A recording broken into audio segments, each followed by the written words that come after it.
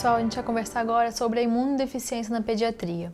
Sempre que a gente fala de imunodeficiência é um tema difícil de ser estudado, é difícil entender cada uma das imunodeficiências, mas aqui o que a gente quer, na verdade, é que se entenda quando que eu vou investigar, como que eu vou investigar e se os pacientes realmente têm alguma imunodeficiência ou não. Não especificamente qual o tipo e como que eu vou fazer esse tratamento, porque aí já vai ficar mais com o especialista.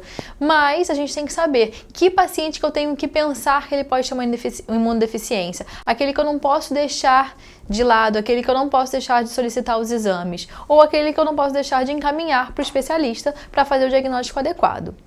Primeiro, infecção na pediatria. É o que mais tem, né? Toda hora as crianças estão na emergência com febre. Isso é extremamente comum. Então, a gente achar que infecção na pediatria é igual a imunodeficiência é totalmente errado.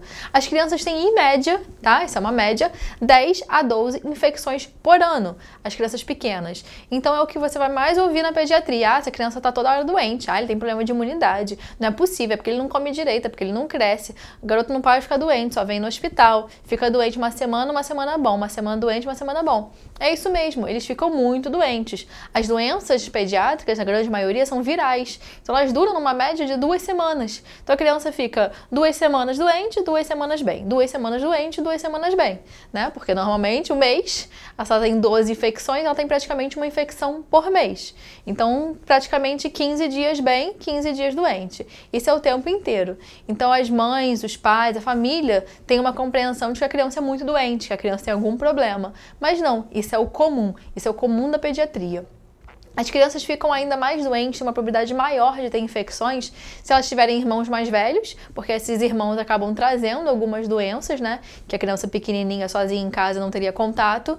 Aquelas crianças que já frequentam principalmente creches, escolinhas, porque elas têm contato com outras crianças, que aumenta o risco. E aquelas que têm exposição ao tabagismo, principalmente exposição ao tabagismo dentro de casa. Então, um pai fumante, uma mãe fumante, algum parente fumante que fique no mesmo ambiente do que ela. Isso tudo aumenta o risco de infecção, principalmente infecção respiratória, que é uma das mais comuns na pediatria. Infecções recorrentes. Classifica-se como infecção recorrente 2 ou mais infecções graves no ano, aquelas crianças que têm 3 ou mais infecções respiratórias por ano e aquelas que precisam de antibiótico por mais de 12 meses em um ano. Então, se ela ficou usando antibiótico por mais, teoricamente, 60 dias dentro de um ano. Infecções severas. Eu digo que a infecção é severa quando eu tenho uma febre persistente que necessite de repouso mais de uma semana. Então, a criança que vai ficar hospitalizada, aquela criança que vai ficar acamada por mais de uma semana. Quando eu tenho alguma falha de uso de antibiótico, então a criança faz um uso de antibiótico, por exemplo, oral, porém tem falha, não consegue melhorar com esse antibiótico e acaba tendo que internar, ser hospitalizada para fazer um antibiótico venoso. Uma infecção severa. Infecções por patógenos não usuais. Então, você teve algum tipo de infecção, colheu uma hemocultura, uma urinocultura e cresceu um patógeno não usual. Ou quando eu tenho alguma alteração laboratorial que seja persistente, tanto de exame de imagem quanto de exame laboratorial. As imunodeficiências são divididas em causas primárias e em causas secundárias. As imunodeficiências primárias são aquelas que procuram na própria imuno, né? São aquelas doenças hereditárias congênitas que a criança nasce e a gente tem que ir lidando de acordo com cada uma delas qual vai ser o tratamento adequado.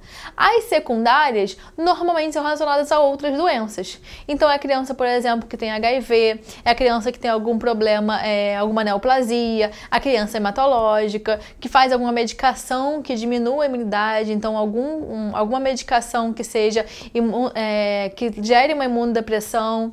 Então existe essa diferença de imunodeficiência primária para imunodeficiência secundária.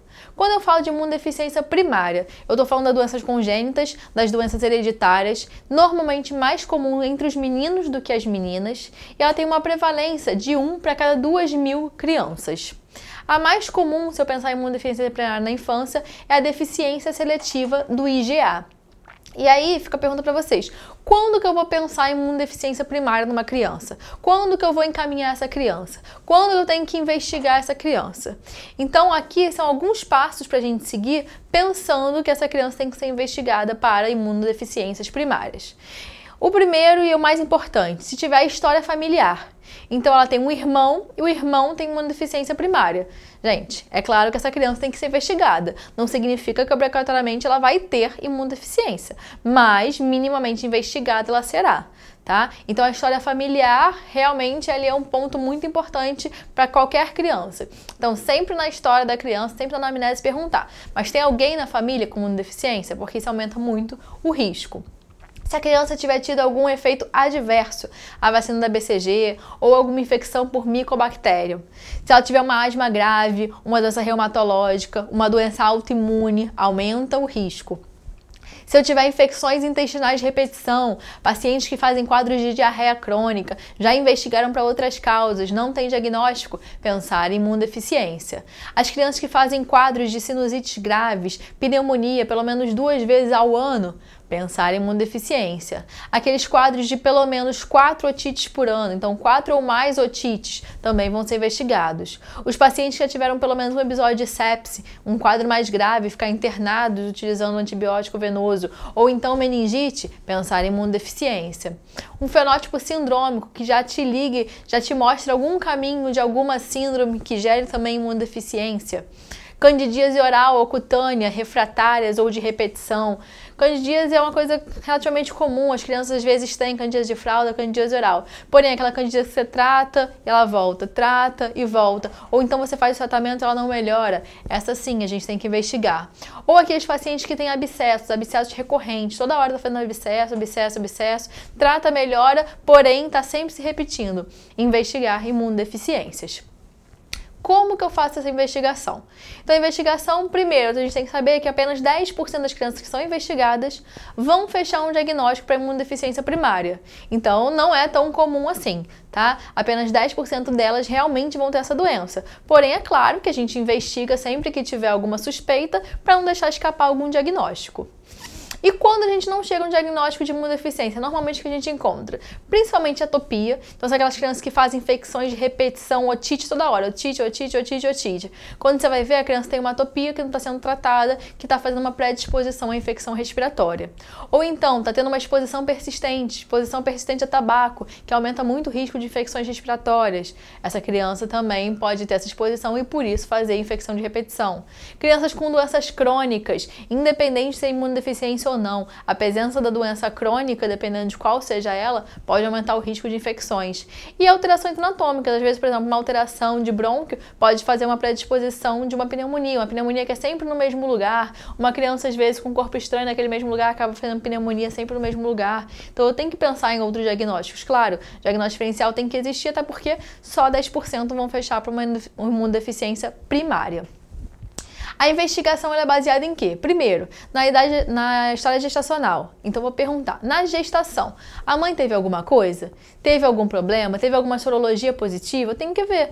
Vai que a mãe teve uma sorologia positiva para HIV, uma sorologia positiva para uma hepatite, e a criança não está sendo tratada. E por isso que ela tem imunodeficiência, nesse caso secundária. A queda do cordão umbilical. A queda do cordão umbilical, ela fala a favor de imunodeficiência primária se a queda ocorrer depois de 30 dias. Então, se demorar muito para cair o cordão umbilical. Então, a mãe, você tem que questionar. Caiu quando o cordão umbilical? Ah, demorou 1 mês. Isso já fala a favor, sim, de imunodeficiência primária. O refluxo gastroesofágico. Por que a gente coloca o refluxo aqui? Porque o refluxo aumenta muito o risco somente de otite. Então, tem crianças que têm otite de repetição, não porque tem imunodeficiência, mas sim porque tem refluxo que não é tratado. E aí, no momento que elas fazem o refluxo e acaba vindo para o ouvido, alguma secreção, e por isso elas acabam fazendo as otites. Então, tem que questionar. Peso, altura, velocidade de crescimento, ver se a criança tem um bom crescimento. Normalmente, nas imunodeficiências primárias, a criança acaba tendo uma dificuldade de ganhar peso, uma dificuldade de crescimento. Então, a gente avalia. Uma criança está sendo pensada uma imunodeficiência primária, porém ganha peso muito bem, está crescendo muito bem, já começa a ficar meio esquisito. Talvez não seja esse o diagnóstico. Quantas imunizações? Primeiro, se fez. E segundo, se teve alguma reação. Fez alguma reação a BCG? Fez alguma infecção por conta da vacina? Então, fez uma vacina de vírus, por exemplo, atenuado e fez a infecção logo depois? Uso de medicação. Existem medicamentos que são imunossupressores. Então a criança estava tratando uma neoplasia, estava usando medicação imunossupressora. A criança estava tratando, por exemplo, uma doença autoimune, estava usando uma medicação imunossupressora. Tem que se questionar isso. Uso de corticóide a longo tempo. Doenças prévias. O que ele já teve de doença prévia? O que pode predispor? Tá? E a história familiar, que é extremamente importante saber se na família existe uma causa de imunodeficiência primária, porque aí aumenta muito o risco daquela criança também ter esse diagnóstico. Nessa avaliação inicial, o que a gente faz? Primeiro, o hemograma. O hemograma completo já ajuda em bastante coisa. Então, por exemplo, uma anemia que eu penso em uma doença crônica, uma anemia normo-normo. O paciente que tem uma eosinofilia, eu já vou pensar em alguma atopia para causa dessas infecções de repetição.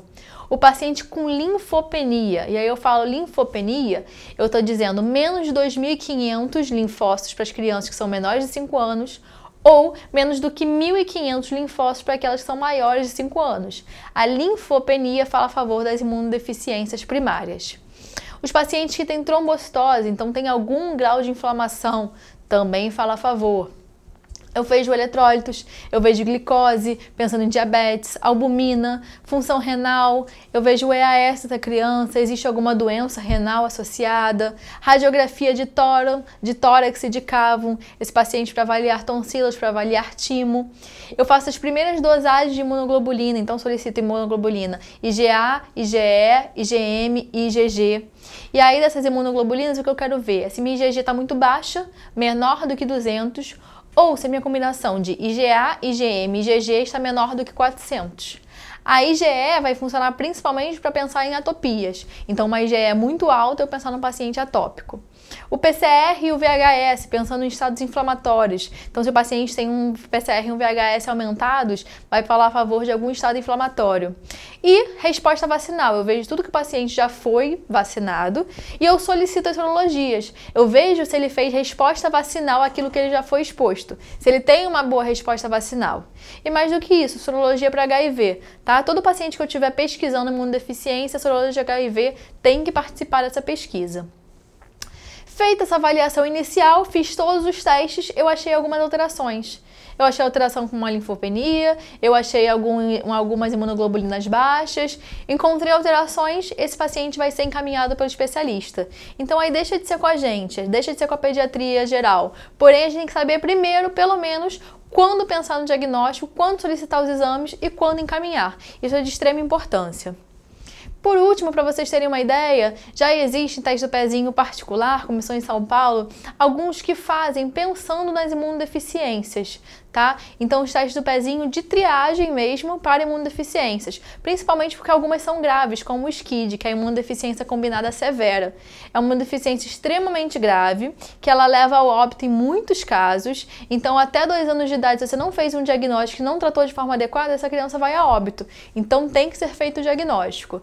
O que é essa imunodeficiência? Ela é um defeito dos linfócitos T, normalmente tem linfócitos baixos, tá? Muito baixos, às vezes até ausentes. Eu tenho também, por ser combinada, diminuição de efeitos de linfócitos B e NK, e as infecções normalmente são graves a partir dos 3 a 6 meses. Esse tempo, 3 a 6 meses, é porque normalmente nós temos os anticorpos maternos, o IgG materno. E por volta de 3 a 6 meses eu tenho a depuração desses anticorpos, e aí a criança começa a fazer infecções. Então, se eu tiver um teste do pezinho que eu consiga fazer esse diagnóstico precocemente, é o ideal. Eu faço o diagnóstico e eu posso tratar. O tratamento do SCID é o transplante de medula óssea. E depois a gama-globulinemia ligada ao X, também feitos estudos para fazer no teste do pezinho esse tipo de triagem. Essa doença leva a um baixo número de linfócitos B, tá? Então o SCID, a gente estava pensando em linfócitos T, tendo outras combinações, porque o nome dela é imunodeficiência combinada severa, e a gama-globulinemia ligada ao X, pensando em linfócito B.